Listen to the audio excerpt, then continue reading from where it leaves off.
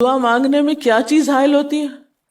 شیطان کا وسوسہ، پتہ نہیں قبول ہوگی یا نہیں، اتنی دعا تو مانگ چکا ہوں، ابھی تک تو کوئی نتیجہ سامنے نہیں آیا، اور مانگنے کا کیا فائدہ ہوگا؟ کیا واقعی دعا مانگتے ہوئے یہ وسوسہ نہیں آتا سب کو؟ یا یہ مایوسی کی کیفیت نہیں آتی، میری تو نہیں سنی جا سکتی، معلوم نہیں وہ کون خوش قسمت ہے جن کی دعائیں سنی جاتی، اس لیے چلو کسی اور سے کہہ دیتے ہیں وہ میرے لیے دعا کر دے، اپنے لیے خود کیا کرنا۔ تو شیطان ہمیشہ دعا مانگنے کے عمل میں رخنا ڈالتا ہے، خلل پیدا کرتا ہے، کیونکہ دعا ایک ایسا عمل ہے جو اللہ اور بندے کے درمیان ایک محبت کا تعلق پیدا کرتا ہے، ایک اپنائیت کا تعلق پیدا کرتا ہے، ایک تقرب کا تعلق پیدا کرتا ہے۔ جب انسان اپنے رب سے مانگتا ہے تو اس کا احسان مند ہوتا ہے، اس کے قریب آ جاتا ہے، اور مانگتا انسان کس سے ہے؟ جس پر مان ہوتا ہے، جس پر یہ یقین ہوتا ہے کہ وہ دے گا، جس پر اعتماد ہوتا ہے کہ وہ میرا بہت خیر خواہ ہے، میرا بھلا کرنے والا ہے۔ انسان ہر ایک سے نہیں مانگ سکتا، ہر ایک کے سامنے اپنی ضرورت نہیں رکھ سکتا۔ تو اگر دیکھا جائے تو ایک اللہ کی ذات ایسی ہے کہ جس سے یہ ساری توقعات پوری ہو سکتی ہیں۔ اللہ کے سوا کوئی نہیں کہ جو انسان کے ساتھ ایسا معاملہ کر سکے، اس لیے تمہارا رب کہتا ہے کہ مجھ سے مانگو، اس کو پسند ہے بندوں کا مانگنا۔ اچھا، یہ جو دعا ہے اس میں صرف کسی چیز کا براہ راست نام لے کر مانگنا ہی شامل نہیں، یعنی مانگنے کے طریقوں میں صرف ایسا ہی نہیں کہ ہم کہ یا اللہ فلاں چیز مجھ کو دے دے۔ اس کے کئی انداز ہو سکتے ہیں۔ ایک تو یہی براہ راست کسی خاص چیز کا سوال کرنا، یہ بھی بہت اچھا ہے۔ بندوں سے سوال کرنا برا ہے، لیکن اللہ تعالیٰ سے سوال کرنا تو عبادت کا درجہ رکھتا ہے۔ یعنی کتنا پیار آتا ہے نا اللہ تعالیٰ پہ کہ ضرورت ہماری ہے اور ہمارے اس مانگنے کے عمل کو بھی عبادت کہہ رہا ہے، کیونکہ ایک تعلق ہے نا، وہ وقت اس کی یاد میں گزرتا ہے، اس کی طرف متوجہ ہو کر گزرتا ہے، اس لیے وہ وقت بھی عبادت بن جاتا ہے، وہ عمل بھی عبادت ہو جاتا ہے۔ تو ایک تو یہ کہ جیسے ہم سوال کرتے ہیں اللہم انی اسألک کہہ کے دعا مانگتے ہیں، یہ جتنی مسنون دعا میں آپ نے دیکھا ہوگا اسألک برابر سوال کا لفظ ہے۔ لیکن کچھ دعائیں ایسی ہوتی ہیں جس میں سوال نہیں کیا جاتا، صرف اللہ تعالیٰ کی حمد و ثنا کر دی جاتی ہے، جیسے حضرت ایوب علیہ السلام نے کہا تھا انی مسنی الضر وانت ارحم الراحمین۔ یہ بھی دعا کا ایک انداز ہے، مانگا کچھ بھی نہیں، بس اپنی تکلیف کا اظہار کر دیا اور اللہ تعالیٰ کی حمد و ثنا کر دی، مجھے تکلیف پہنچی ہے اور آپ سب سے بڑھ کے رحم فرمانے والے۔ یہ بھی نہیں کہا آپ رحم فرمائیے، کہ آپ تو سب سے بڑھ کے رحیم ہیں اور میری تکلیف آپ جانتے ہیں۔ یہ بھی ایک سٹائل ہے۔ اسی طرح کوئی ذکر کر دینا، مثلا استغفار پڑھنا۔ اب استغفار پڑھنے والے کے لیے کتنی خوشخبریاں ہیں کہ اس کا ہر مسئلہ آسان ہو سکتا ہے اس کی وجہ سے۔ خیر اس میں تو بخشش کی طلب ہوتی ہے، ایک طلب کا انداز ہے، لیکن استغفار جو ہے وہ عام دعا سے ذرا مختلف ہے۔ اسی طرح درود شریف پڑھنا، اس میں اپنے لیے تو آپ کچھ بھی نہیں مانگ رہے ہوتے، نبی صلی اللہ علیہ وسلم کے لیے مانگ رہے ہیں، لیکن وہاں کیا ہو رہا ہے کہ جب آپ ان کے لیے رحمت کی دعا مانگتے ہیں اللہ تعالیٰ آپ پہ 10 رحمتیں فرماتے ہیں۔ یہ بھی ایک مانگنے کا انداز ہے۔ اب درود شریف پڑھنا جو ہے باعث برکت بھی ہے، عبادت بھی ہے، ذکر بھی ہے اور ایک طرح کی دعا بھی ہے۔ اسی طرح بعض اذکار کے آپ نے کتنے فائدے دیکھیں، صبح شام کی دعاؤں میں آپ دیکھیے، آپ پڑھتے ہیں بسم اللہ الذی لا یضر مع اسمہ شیء فی الارض ولا فی السماء وہو السمیع العلیم۔ یہ صرف ذکر ہے، اس میں آپ مانگ تو کچھ نہیں رہے، لیکن کتنی فضیلت ہے اس کی کہ جو شخص یہ دعا پڑھے گا اس کو کوئی چیز نقصان نہیں دے گی۔ اس میں آپ یہ نہیں کہہ رہے کہ یا اللہ میں تجھ سے سوال کرتا ہوں کہ ہر نقصان دہ چیز کو مجھ سے دور کر دے، نہیں۔ پھر اسی طرح اللہ تعالیٰ کی حمد و ثنا کے جو کلمات ہیں، مثلا لا الہ الا اللہ وحدہ لا شریک لہ لہ الملک ولہ الحمد وہو علی کل شیء قدیر۔ عرفات کی حدیث میں آتا ہے کہ آپ نے فرمایا کہ عرفات میں میری دعا اور مجھ سے پہلے انبیاء کی دعا یہ کلمہ ہے، یہ لا الہ الا اللہ۔ اب اگر دیکھا جائے تو اس میں تو کوئی دعا کی بات نہیں، یہ تو صرف اللہ کا ذکر ہے۔ تو یہ بھی مانگنے کا ایک طریقہ، ہم مانگے کچھ نہیں، بس صرف ذکر کرتے رہیں اس کا بیٹھ کے۔ اسی طرح آپ دیکھتے ہیں کہ طواف کے دوران آپ کیا پڑھتے تھے، سبحان اللہ والحمد للہ ولا الہ الا اللہ واللہ اکبر۔ اب یہ دعا تو نہیں، یہ تو ذکر ہے اللہ کا۔ تو اللہ تعالیٰ کا ذکر کرنا اس کی کتاب کی تلاوت کرنا، اس کو پڑھنا، علم حاصل کرنا، یہ ایسے اعمال ہیں کہ جن میں مشغول ہو کر انسان کے لیے کائنات کی ہر چیز دعائیں کرنے لگتی۔ طالب علم کے لیے بہت سی مخلوق دعائیں کرتی، آپ مشغول ہو گئے کسی اور کام میں، خدمت خلق میں یا علم حاصل کرنے میں، اور اللہ تعالیٰ کی مخلوق شروع ہو گئی آپ کے لیے دعائیں کرنا۔ عرش والے فرشتے آپ کے لیے دعائیں کرنے لگتے ہیں اگر آپ ایمان لا کر اچھے کام شروع کر دیں۔ تو اللہ سے مانگنے کے مختلف انداز ہیں، ڈائریکٹ مانگنا بھی اور مختلف عبادات کرنا بھی۔ اسی طرح وَاسْتَعِینُوا بِالصَّبْرِ وَالصَّلَاةِ، مدد مانگو صبر اور نماز سے۔ ٹھیک ہے، نماز میں انسان بہت سی دعائیں پڑھتا ہے، لیکن اگر مشکل وقت میں انسان صبر کے ساتھ نفل پڑھ کے اللہ تعالیٰ کا ذکر کرے اور اس کو سمجھ نہ بھی آئے کہ کیا دعا مانگو، کیونکہ بعض پریشانیاں ایسی ہوتی کہ انسان منہ سے کچھ نکال بھی نہیں سکتا، تو یہ نماز بھی کافی ہو جائے گی۔ وَقَالَ رَبُّكُمُ ادْعُونِي، اور تمہارا رب کہتا ہے مجھے پکارو۔ اور پکارنے کے کئی انداز ہیں، دل ہی دل میں پکارنا بھی آتا ہے، چپ کے پکارنا بھی آتا ہے، اونچی آواز سے پکارنا بھی آتا ہے، اکیلے پکارنا بھی آتا ہے، سب کے ساتھ مل کے دعا کرنا بھی آتا ہے۔ کوئی دعا مانگ رہا ہو تو آمین کہنے سے بھی بات بن جاتی۔ مجھے یاد ہے کہ ایک دفعہ میں عمرے پر گئی اور طواف کے بعد جہاں میں نفل پڑھ رہی تھی تو نفل کے بعد میں نے سوچا کہ میں اپنی دعا کرتی ہوں، اتنے میں ایک شخص عربی میں کوئی دعا مانگ رہا تھا، اتنی خوبصورت دعا تھی کہ میں نے ایسی دعا کسی سے نہیں کبھی سنی، اور میں نے صرف آمین کہنا شروع کر دیا۔ میں نے کہا یا اللہ، میری تو نہ زبان میں اتنی بلاغت و فصاحت ہے، نہ مجھے اتنی باتیں آتی ہیں، مجھے تو مانگنا بھی نہیں آتا، تو بس جو کچھ یہ مانگ رہا ہے مجھے بھی یہی دے دے۔ میں نے صرف آمین آمین آمین کہنا شروع کر دیا۔ یہ کتنا بڑا اس کا احسان ہے کہ ہم آمین کہہ کے بھی شامل ہو جاتے ہیں دوسروں کی دعاؤں میں۔ تو اسی لیے دعا کو عبادت کا نچوڑ کہا گیا، کریم، خلاصہ، ساری عبادت کا اوپر کا حصہ۔ اور ویسے بھی اگر دیکھا جائے تو ہر نماز میں بہت سی دعائیں ہیں، ہر موقع کی اللہ کے رسول صلی اللہ علیہ وسلم نے مختلف طرح کی ہمیں دعائیں سکھائیں۔ سویرے جو آنکھ کھلتی ہے، سویرے کے اگر آدھی رات کو بھی کھلتی ہے اس کی بھی دعا ہے۔ اس وقت سے لے کر کوئی کام ایسا نہیں دین کا یا دنیا کا، اچھا یا برا، جس کے لیے کوئی نہ کوئی دعا نہ موجود ہو۔ یعنی اتنا خوبصورت عمل ہے دعا مانگنا کہ جس کے لیے کسی خاص چیز کی قید بھی نہیں کہ کہیں بند کے بیٹھو تو ہی مانگو، کہیں پہنچو تو مانگو، نہیں، کہیں بھی مانگو، دن کو مانگو یا رات کو مانگو، کھڑے ہو کے مانگو یا بیٹھ کے مانگو، چلتے پھرتے مانگو یا چپ کے مانگو، منہ سے بولو بھی نہیں اور دل ہی دل میں مانگو تو بھی وہ سن لیتا ہے۔ کسی بھی طرح مانگ سکتے ہو، کہیں بھی مانگ سکتے، کچھ بھی مانگ سکتے ہو۔ اس لیے وَقَالَ رَبُّكُمُ ادْعُونِي أَسْتَجِبْ لَكُمْ، تمہارا رب کہتا ہے مجھ سے مانگو، میں تمہاری دعا قبول کروں گا۔ اور آپ کو پتا ہے کہ ربکم یہ صرف مسلمانوں کا رب نہیں، رب تو ساری مخلوق کا ہے، کافر کا رب بھی وہی ہے، خواہ وہ مانے یا نہ مانے۔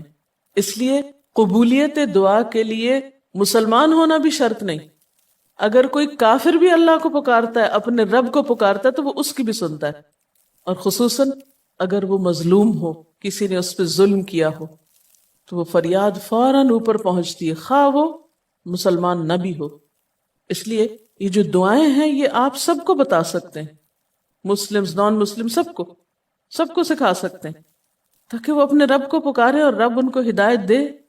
اور پھر آپ دیکھیں گے کہ دعا کے ذریعے جو اللہ تعالیٰ پر اعتماد بیٹھتا ہے، اور اگر وہ خصوصاً یہ کہ جلدی قبول ہو جائے تو اس وقت جو ایک خصوصی شکر کی کیفیت آتی ہے، لیکن یہ کہ مایوس نہیں ہونا۔ بات میں یہ کر رہی تھی کہ اس کے لیے کوئی شرط نہیں کہ کوئی شخص بہت نیک مسلمان ہو یا بہت اچھا مسلمان ہو، وہ تو گناہ گاروں کی بھی سنتا ہے۔ اس لیے بعض اوقات لوگ جب مایوس ہونے لگتے ہیں نا کہ ہم تو بہت گناہ گار ہیں، ہماری نہیں سنی جائے گی، تو انہیں مایوس نہیں ہونا چاہیے۔ مایوس ہو کے کہاں جائیں گے سننے؟ کس سے مانگنے جائیں گے؟ ان کو بھی پکارنا چاہیے، خواہ کوئی کیسے بھی گناہ میں ڈوبا ہوا، کیسی بھی حالت میں ہو، اور اس کے لیے بھی مانگنا چاہیے۔ حتیٰ کہ کافر جب تک زندہ ہے اس کی صحت کے لیے، اس کی ہدایت کے لیے، اس کی خیرخواہی بھلائی کے لیے بھی آپ خوب دعائیں مانگ سکتے ہیں۔ آپ صلی اللہ علیہ وسلم ابو جہل کے لیے بھی دعا کرتے تھے، یا حضرت عمر کے لیے کہتے تھے کہ ان دونوں میں سے کسی ایک کو تو ضروری ہدایت دے۔ تو دعا ہر حال میں فائدہ دیتی ہے، ان مصیبتوں میں بھی فائدہ دیتی ہے جو اتر چکی ہیں، ان میں بھی دیتی ہے جو نہیں اتری۔ دعا تو ابلیس کی بھی قبول ہوئی تھی، اس نے قیامت تک زندگی کی دعا مانگی تھی، اس کی بھی قبول کر لی گئی۔ اس نے کہا تھا قال انظرنی الی یوم یبعثون، قیامت تک کے لیے مجھے مہلت دے کہ میں انسانوں کو بھٹکا سکوں۔ تو اللہ تعالیٰ نے کہا جاؤ، تمہیں مہلت دی گئی۔ اس لیے یہ خیال تو اپنے دل سے سب نکال دیں کہ ہماری دعا نہیں قبول ہوتی، سب کی ہو سکتی، شرط یہ ہے کہ آپ واقعی دعا مانگ رہے ہوں۔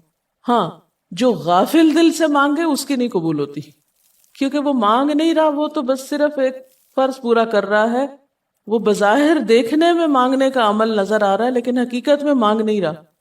تو حدیث میں آتا ہے کہ اللہ تعالیٰ غافل دل کی دعا نہیں قبول کرتا۔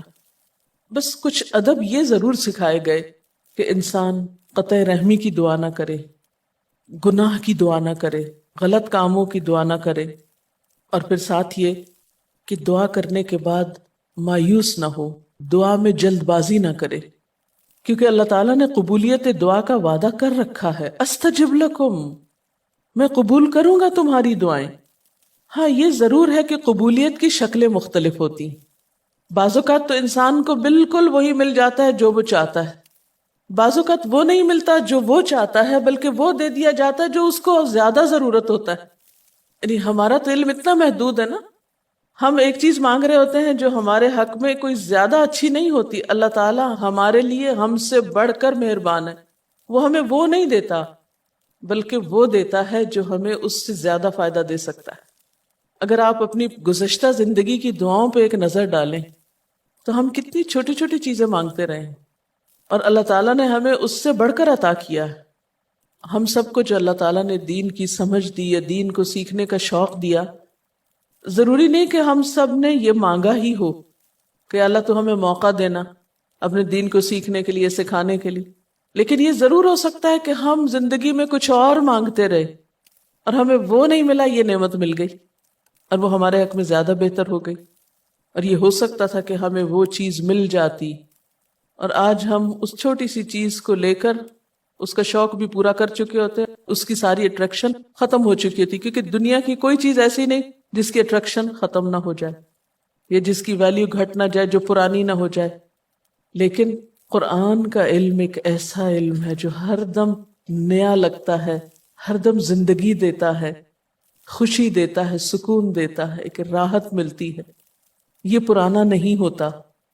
پھر اسی طرح یہ بھی ہوتا ہے کہ بعض اوقات انسان کی کوئی آفت ٹال دی جاتی، آپ مانگ رہے ہیں رزق، تو وہ رزق میں برکت تو نہیں ہوتی مثلاً، لیکن کوئی بیماری آپ سے ٹال دی جاتی کہ خدا نہ خواستہ آپ کو اگر مال مل بھی جائے اور ایسی بیماری لگ جائے کہ سارا مال اس میں ڈوب جائے، تو مال بھی گیا اور تکلیف الگ۔ تو اللہ تعالیٰ اپنی رحمت سے آپ کو زیادہ مال تو نہیں دیتے، مگر وہ بہت بڑی بلا سے محفوظ رکھتے ہیں، کسی حادثے سے بچا لیتے ہیں، کسی ایسی پریشانی سے بچا لیتے ہیں کہ جس میں آپ کا سب کچھ ہی کھپ جاتا، کیونکہ ہمارے پاس کوئی رائٹ تو نہیں ہے، ہم کو ڈیزرو تو نہیں کرتے کہ ہر وقت ہم امن و امان میں رہیں۔ ہمارے اپنے گناہوں کی بدولت، کئی بیرونی اسباب کی بدولت کوئی مشکل، کوئی حادثہ، کوئی مصیبت کسی بھی وقت آ سکتی، جو دنیا میں مختلف لوگوں پر آتی رہتی۔ ہم ہر امن ڈیزرو تھوڑی کرتے ہیں، یہ تو اللہ کی عنایت اور رحمت اور نعمت ہے کہ وہ جو ہمیں دیے ہوئے یہ، اور یہ عین ممکن ہے کہ ہم کوئی اور دعا مانگتے ہوں اور اللہ تعالیٰ اس کی بجائے ہمیں عافیت میں رکھے ہوئے ہو، ایک پرسکون زندگی دیے ہوئے ہیں ہمیں، کہ ہمارے ہاتھ پاؤں سلامت ہیں، ہم بول سکتے ہیں، ہم دیکھ سکتے ہیں، ہم کھا پی سکتے ہیں، ہم چل پھر سکتے ہیں، ہم کسی کے محتاج نہیں ہیں۔ کتنا بڑا احسان ہے اس کا۔ اس لیے اگر کوئی دعا وقتی طور پر بعینہ ہی قبول نہیں ہوتی، بعینہ ہی کا کیا مطلب ہے؟ ایز اٹ از، جس طرح ہم چاہتے ہیں، تو بھی کوئی بات نہیں، صبر کرنا چاہیے، لیکن یہ نہیں سوچنا چاہیے کہ نہیں اللہ تعالیٰ دعا نہیں سنتا۔ ایک اور جگہ پر بھی فرمایا وَإِذَا سَأَلَكَ عِبَادِي عَنِّي فَإِنِّي قَرِيبٌ أُجِيبُ دَعْوَةَ الدَّاعِ إِذَا دَعَانِ۔ فَلْيَسْتَجِيبُوا لِي وَلْيُؤْمِنُوا بِي لَعَلَّهُمْ يَرْشُدُونَ۔ جب میرے بندے آپ سے میرے بارے میں سوال کریں تو آپ بتا دیجئے کہ میں قریب ہوں، بہت قریب ہوں۔ اجیب دعوت الداعی، میں پکارنے والے کی پکار کا جواب دیتا ہوں۔ استجب لکم، قبول کرتا ہوں۔ یہ ایسے دل کے بہلانے کے لیے نہیں کہا گیا، یہ حقیقت ہے، یہ سچ ہے، اس پر ہمارا ایمان اور یقین ہونا چاہیے پختہ، اور اس کو چھوڑ کر اوروں کے پاس نہیں جانا چاہیے، کسی اور سے نہیں مانگنا چاہیے، صرف اسی سے مانگنا چاہیے، کیونکہ یہ عبادت بھی ہے اور پھر وہ ہر چیز دینے کے قابل بھی ہے، اس کی قدرت، اس کا علم، اس کی رحمت ہر چیز پہ چھائی ہوئی ہے، اس لیے اس سے مانگتے چلے جاؤ، اور پھر کبھی ایک انداز سے، کبھی دوسرے انداز سے، کبھی تیسرے انداز سے، لیکن اس سے ہمیشہ اچھی امید رکھو۔ لا تقنطوا من رحمت اللہ۔ لیکن اس کے ساتھ ساتھ ہمیں کچھ فارمل آداب بھی سکھائے گئے ہیں، ایٹ ٹائمز ان کا بھی لحاظ رکھنا چاہیے، یعنی ہر وقت دعا مانگنے کے لیے فارمل انداز اختیار کرنے کی ضرورت نہیں ہے۔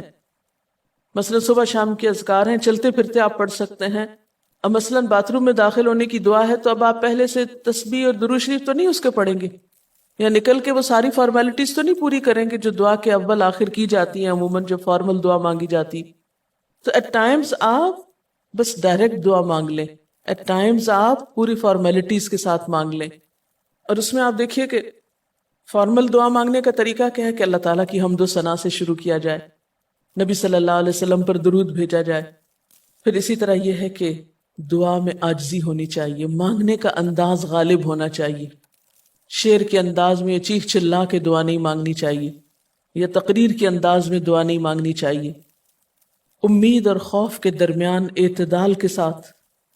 پھر اسی طرح یہ کہ دعا میں مبالغہ آرائی نہیں کرنی چاہیے۔ پھر اسی طرح کچھ چیزیں ایسی ہیں کہ جن کا اگر اہتمام کبھی ہو سکے، کبھی کبھار تو بہت اچھا ہے، اور خصوصی جو قبولیت کے اوقات ہیں ان کا لحاظ رکھتے ہوئے ان مواقع سے فائدہ اٹھانا چاہیے، مثلا رات کے تیسرے حصے میں یعنی سحر کے وقت، پھر اسی طرح اذان اور اقامت کے درمیان، صف میں کھڑے ہو کر، صدقہ کرنے کے بعد، کوئی بھی نیکی کا کام کرنے کے بعد، عصر کی آخری گھڑی میں، جمعے کے دن ایک خاص گھڑی میں، سجدے میں دعا، رات کو آنکھ کھل جانے پہ دعا، امر بالمعروف اور نہی عن المنکر کے بعد دعا، تلاوت قرآن کے بعد دعا، عرفہ کے دن کی دعا، رمضان کے مہینے میں خصوصاً روزہ افطار کرتے وقت دعا، پھر عادل امام کی دعا، مسافر کی دعا، بارش کے وقت کی جانے والی دعا، یہ خاص قبولیت کے اوقات اور اسباب ہیں۔ پھر التحیات اور درود شریف کے بعد کی جو دعا ہے جو ہم بیٹھ کے نماز کے آخر میں پڑھتے ہیں، یہ بھی صرف رب جعلنی تک ہی نہیں بلکہ اس سے زیادہ دعائیں بھی ہیں۔ پھر اسی طرح جب اللہ تعالیٰ پر بہت پیار آ رہا ہو، بہت دل اس کی طرف متوجہ ہو، کیونکہ اللہ تعالیٰ غافل دل کی دعا نہیں سنتے، تو جب دل بہت متوجہ ہو تو فوراً دعا کے بھی فائدہ اٹھا لیں۔ اسی طرح اضطراری کیفیت میں، بہت بے چینی کے وقت، جب کچھ سمجھ میں نہ آ رہا ہو، بیماری کے وقت، پھر اسی طرح سفر کے وقت، پھر اولاد کی دعا ماں باپ کے لیے، ماں باپ کی دعا اولاد کے لیے، استاد کی دعا شاگردوں کے لیے، شاگردوں کی دعا استاد کے لیے، اور جب دعا مانگے تو انداز کیا ربنا اغفر لی ولوالدی وللمؤمنین، اپنی ذات سے شروع کر کے والدین یا قریبی لوگوں کے بعد پھر سب کے لیے عام دعا۔ پھر اسی طرح وضو کے بعد کی دعا، کعبہ کو دیکھتے وقت جو پہلی نظر سے دیکھیں، پھر حتیم کے اندر، پھر سعی اور طواف کرتے وقت دعائیں پڑھنا، پھر مزدلفہ میں۔ لیکن یاد رکھیے کہ ان قبولیت کے خاص مواقع اور مقامات کے علاوہ دعا تو کسی بھی وقت کی جا سکتی اور کوئی بھی گھڑی قبولیت کی گھڑی ہو سکتی، اس لیے ہمیشہ دعا مانگتے وقت یہ یقین رکھیں کہ اللہ تعالیٰ قبول کرے گا، مایوسی کے ساتھ دعا نہ ہو، کیونکہ جتنی ہماری دعا کے اندر یقین کی کیفیت ہوگی اتنا ہی انشاءاللہ قبولیت کے چانسز زیادہ ہوں گے۔ یعنی عزم کے ساتھ دعا مانگنی چاہیے، یہ نہیں کہنا چاہیے یا اللہ تو چاہے تو قبول کر، نہیں چاہتا تو نہ کر، یہ نہیں کہنا چاہیے کبھی بھی، نہیں یا اللہ تو کر سکتا ہے تو قبول فرما۔ پھر اسی طرح آپ دیکھیں کہ مظلوم کی بد دعا جو ہے وہ بہت تیزی سے قبول ہوتی، کہتے ہیں نا مظلوم کی بد دعا سے بچو کیونکہ وہ کہاں جا پہنچتی ہے، ساتویں آسمان تک۔ اور پھر آپ دیکھیے کہ نبی صلی اللہ علیہ وسلم نے فرمایا لا يرد القضاء الا الدعاء، قضاء کو کوئی چیز نہیں ٹال سکتی مگر دعا، یعنی تقدیر بھی بدل دیتی۔ آپ صلی اللہ علیہ وسلم نے فرمایا آدمی جب کبھی اللہ سے دعا مانگتا ہے اللہ تعالیٰ اسے یا تو وہی چیز دے دیتا ہے جس کی اس نے دعا کی تھی، یا اس درجے کی کوئی بلا آنے پہ اس سے روک دیتا ہے۔ آپ صلی اللہ علیہ وسلم نے فرمایا بندے کی دعا قبول کی جاتی ہے بشرطے کہ وہ کسی گناہ کی یا قطع رحمی کی دعا نہ کرے اور جلد بازی سے کام نہ لے۔ عرض کیا گیا جلد بازی کیا ہے یا رسول اللہ؟ فرمایا جلد بازی یہ ہے کہ آدمی کہے میں نے بہت دعا کی مگر میں دیکھتا ہوں کہ میری دعا قبول ہی نہیں ہوتی، اور یہ کہہ کر آدمی تھک جائے اور دعا مانگنی چھوڑ دے۔ نہیں، دعا سے کبھی نہ تھکے، اس لیے کہ اللہ کی نگاہ میں دعا سے بڑھ کر کوئی چیز باوقت نہیں۔ لیس شیء اکرم علی اللہ من الدعاء۔ اور پھر خصوصاً اللہ کا فضل مانگنا، قرآن پاک میں بھی اللہ تعالیٰ فرماتے ہیں وَاسْأَلُ اللَّهَ مِنْ فَضْلِهِ، اللہ سے اس کے فضل کا سوال کرو۔ پھر اسی طرح عافیت کی دعا کہ اللہ تعالیٰ ہر حادثے مصیبت تکلیف پریشانی سے بچا کر رکھے، یہ دعا بھی بہت پسندیدہ ہے اللہ تعالیٰ کے نزدیک۔ آپ صلی اللہ علیہ وسلم نے فرمایا دعا ہر حال میں فائدہ دیتی ہے، ان بلاؤں کے معاملے میں جو نازل ہو چکی اور ان کے معاملے میں جو نازل نہیں ہوئی، بس اے بندگان خدا تم ضرور دعا مانگا کرو۔